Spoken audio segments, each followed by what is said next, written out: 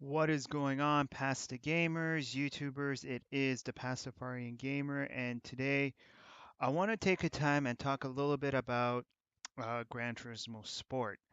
So this was a big game. This was in development for 4 years, guys. So this is, they built this game from the ground up. Now, the game's producer had indicated that the game was going to be an online game. So, I mean, that's fine. To what extent, we didn't know. But here is, the game. It came out. I went out and I picked up this snazzy collector's edition. As usual, I succumbed to the steel books. So it comes in this not so bad steelbook edition, and on the side, of course, you have the game. And when you turn the steelbook around, you get, of course, this nice little design and everything. And the game comes with so an 8 car pack and a whole bunch of stuff, $1 million worth of uh, you know credits, so you can buy some cars, some avatars, and things like that. It doesn't contain a season pass, and it doesn't contain anything beyond that. So, but I mean, I believe it was about $100 for this, and the regular version is like 79.99. So it's not bad. It's if you're into the whole, collector's edition and stuff like that. I can't really say that it warrants the price to go out and pay for something like this, but if you like, steel books like I do and things like that, um, this is the kind of stuff that I usually like to pick up. I know I'm not always getting the best bang for the buck, but the thing is, it's my thing. I like to spend just a little bit of the extra money.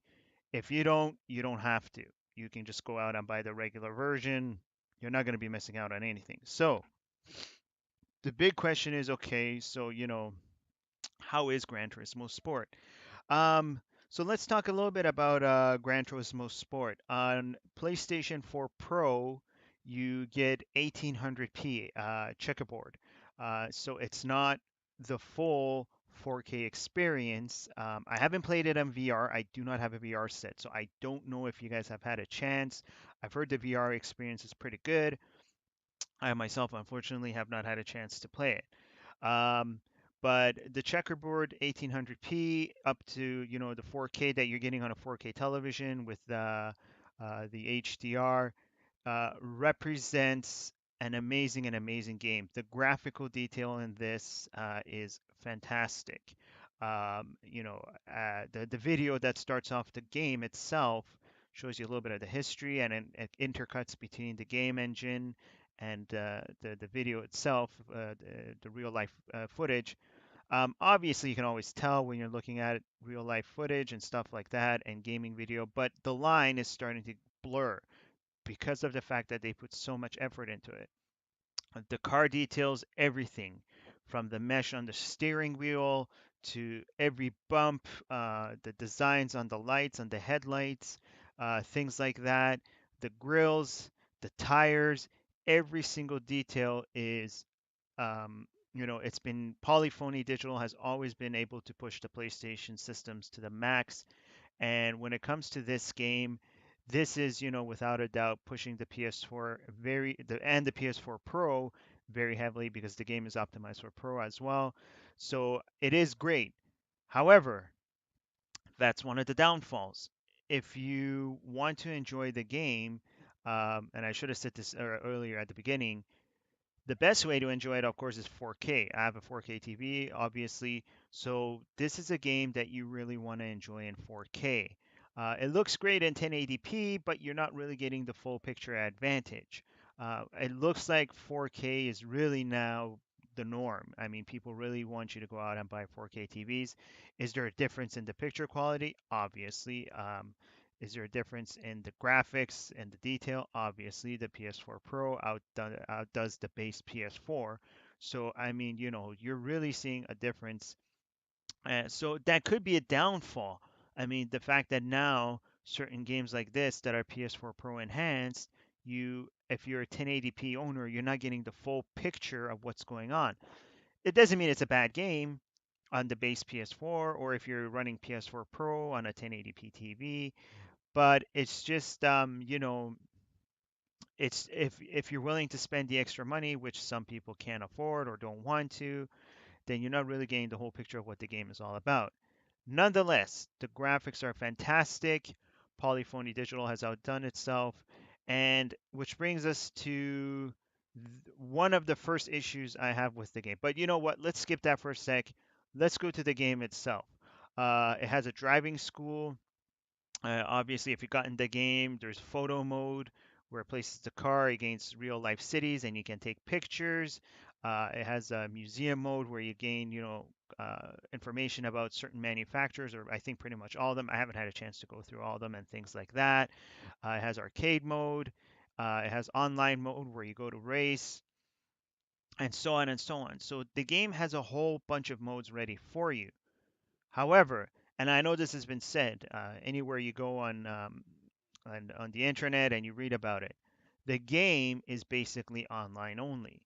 So the game requires, because the whole concept of this game now was that the game requires you to go online and play against other people. Sort of this whole interactivity and things like that. They want to bring the whole online enrichment to you, and you got to go play online. That's fine. But I mean, was there a reason why they couldn't make any of these modes offline? Because if you're not connected online, you basically can't play the game. There is no modes available to you except arcade mode that you can play. You can't even go through the driving school to gain experience and pick up, the different challenges in the driving school. Or they have the racetrack challenges. You can't even do any of these. And there's a lot of people out there who have, limited internet connection. And that's the real big thing. It's not just the fact that this game is online only. It's the fact that a lot of people have a limited internet connection. And, when you play a game that's online only, it's continuously sending information back and forth. So if you don't have a great connection, or if you do, but it's limited in its data usage, you're basically, um, you can't afford to play this game because obviously you can't run this game for many, many hours. And these games, the Gran Turismo games, take a long time to play. The online mode itself, you're basically playing against other people, from what I've been told, so who are, at your skill level. Again, I don't understand why there was an actual campaign mode made. Campaign modes have been part of racing games now for quite some time. Forza has had it, Project Cars has had it, and even Gran Turismo in the past.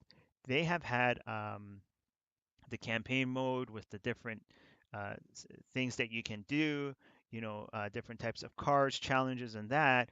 Um, so, I mean, you're basically stuck playing online. The other problem is if the server ever goes down, or if Polyphony Digital has an issue, or if your internet has an issue, or if PSN has an issue, again, the game is not playable. You can't play. So the $100 that I just spent for this nice looking game, well, that's pretty much what it is. It's just a nice looking case sitting on my, book desk or wherever, just sitting there waiting until the service comes up. Now, obviously, service doesn't go out very often. Um, they create dedicated servers, but I mean, I don't want a coaster. I want a game that I can play. So uh, that's the main thing that a lot of people were really, really disappointed with, and I was disappointed with. I just think that for so many years, for the last 10, 15 years, well, probably 15 years or even longer, that, something as basic as a campaign mode that doesn't require an online connection. I know you want to get people involved online and the whole online thing, and it's becoming more of a type of thing that people interact with each others and players interact and stuff like that. But the fact of the matter is that this is not this is not really the way to do it. So if things go to shit, I mean, you're pretty much, you're fucking stuck with a game that you can't really play. Which brings us to another issue with the game that I definitely realized. Um, This has to be one of the smallest car collection in the history of Gran Turismo. You basically get 162 cars, and that's it. The trade-off is that the cars are super detailed. I mean, every nook, every cranny that you can think of, Polyphony Digital went out of their way to make these cars as, you know, as bloody detailed as possible. Whereas a game like Project Cars, which I believe might have over 300, and Forza Motorsport 7 has 700 cars, and they're still pretty detailed. I mean, I've played both games, and but you're really basically comparing apples to oranges here. 162 cars is very sparse. Um, and there was a lot of manufacturers missing as well. That was another big thing that I've noticed about this game, which is quite weird. Apparently, there's Porsche in the game, but I haven't seen Porsche yet. I didn't see it under the Porsche banner, the manufacturer. Usually, uh, the Porsche is known as Roof under the Gran Turismo. I don't know what Roof is. I don't know if it's a European trademark name that they can pay for because some companies pay for Porsche. Forza, I've seen it, but you know, it's sparse. It's very sparse. I went into now I don't know. Maybe if I play the game, I might unlock some more extra cards, but from what I've seen so far, it's pretty sparse. And this is what you bought the game for. This is why you're really playing Gran Turismo, is for the cars. Now, I don't need 950 cars to be satisfied, but I mean, 162, that seems quite sparse. I mean, if we had over maybe 250 to 300, that to me is a little bit better. But, you know, unfortunately, um, that's not really, you know, they've uh, they've taken a couple of steps forward, but they've taken a lot of steps back. They want to cater to this whole online thing, but the game is now online only. I mean, you can't even go into your garage and check out your cars unless you're connected online. Um, and, you know, I mean, the game is basically worthless. 162 cars with extremely detailed tracks. The tracks are very detailed, even more detailed than the other racing games. But still, I mean, I wish they had sacrificed some of that detail to give us more cars, you know, to enjoy.